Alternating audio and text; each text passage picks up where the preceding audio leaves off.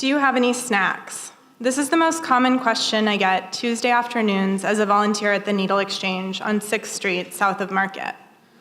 No, I say, only in the mornings. Most people know the answer, but they come in anyway. They ask, and they come in anyway. Many rely on the site to drop off used syringes and pick up clean ones. Snacks can be an easier place to start. There have been times with my younger sister, Claire, when I ask if she is hungry before I ask anything else. Claire started using opiates when she was 19 or 20, and has used them off and on for the past 6 years. She has cycled through jobs, faced periods of homelessness, spent months in jail. For a long time, she struggled to hold on to any form of identification. She's undergone weekly drug testing and daily methadone dosing. We are close, but Claire lives in Colorado and can be hard to reach. After years of trial and error, putting life on hold to answer every call, booking next-day flights, researching schools, therapy, treatment, swallowing hard feedback about how I could not possibly understand, I have learned that there are only certain things I can do for her. While I will never be able to fully relate to Claire's experiences, control how things unfold for her day to day, or spare her future hardship, I can love her. I can be present and honest when she asks for my support. I can dedicate my Tuesday afternoons to her. On the way to my first shift at the Needle Exchange, I was nervous. I took the J train from my neighborhood to the mobile site behind the Safeway at Church and DuBose, where a friend who volunteers had agreed to let me shadow him. I've worked in the nonprofit sector since college. I know how critical trust is.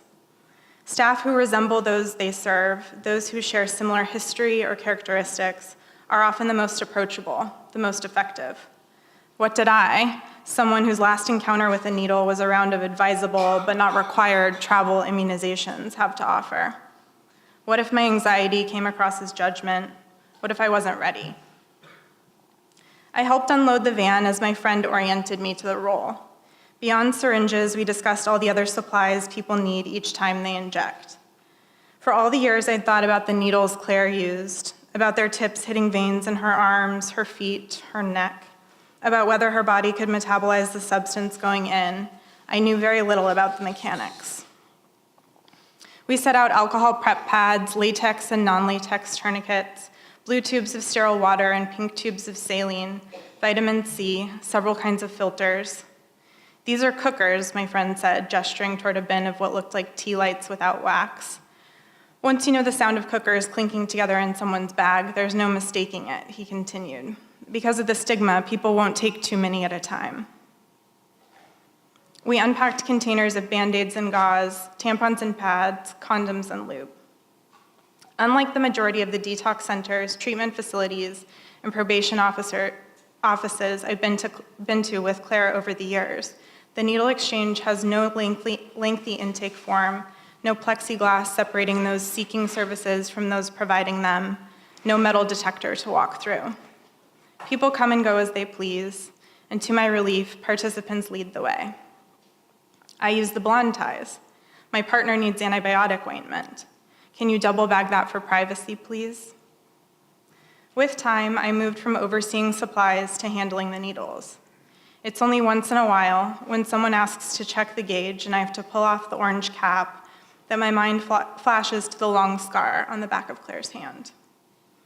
I've learned what to do for an abscess, where to refer out for medical care or housing, and how to train people to use Narcan, the overdose reversal drug. Every week, in conversations with folks who come through, I hear about new and creative ways people are staying safe and looking out for one another. I meet all kinds of people. The man reading The Invention of Wings, who sleeps outside when his elderly mother changes and then forgets the passcode to their building.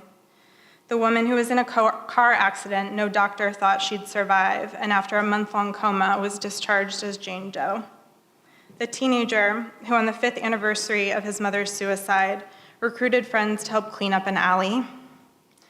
The young woman who speaks in a fake British accent. The homeowners indifferent to the rain. The jokester who, in February, asked me, why can't crack addicts go to the Olympics? Because they don't know how to pass the torch, of course. Shifts go by in a blur. It's my interactions with women around my sister's age that stick with me the longest. I pay attention to what questions they ask, what problems they're trying to solve. I think of Claire in all her dimension, how as a child she stuck her hand down the garbage disposal to see if it was, quote, fast-moving water. How by middle school she'd founded her own pet/plant/house-sitting service. How clever she is with word games, how much kids adore her.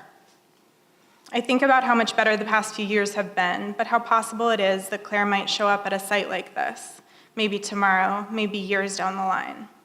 I think about who will be there to receive her if she does. One Tuesday a few weeks ago, I was volunteering with a pair of nursing students when two men in their 50s came in. "I've known this guy since I was a boy," one of them said, motioning to the other. There was no one behind them, so they hung out for a few minutes, telling stories with easy punchlines. We listened and laughed. They were thrilled to have an audience. As they made their way back out to 6th Street, we wished them well. We were surprised when they returned about 10 minutes later. "Here, we got you this," one of them said, pulling a foot-long Subway sandwich wrapped in a plastic sleeve from the top of his cart and extending it our direction. "You can split it." "That is so kind," I said, "but we can't accept it. You enjoy it for us." Despite how nervous I was that first Tuesday, my time at the Needle Exchange has not kicked up my guilt about being far away or stoked my fear of losing Claire. It has reinforced my awe at all she has overcome and all she continues to navigate.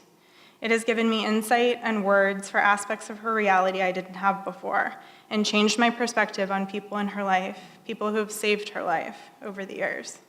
It has brought me closer. Service, at its best, feeds both sides. Sometimes it looks like the opportunity to show up each week, lend a hand, and learn from strangers. Sometimes it looks like the space to ask for what you need, or a reason to say thanks with a foot-long Subway sandwich. Thank you.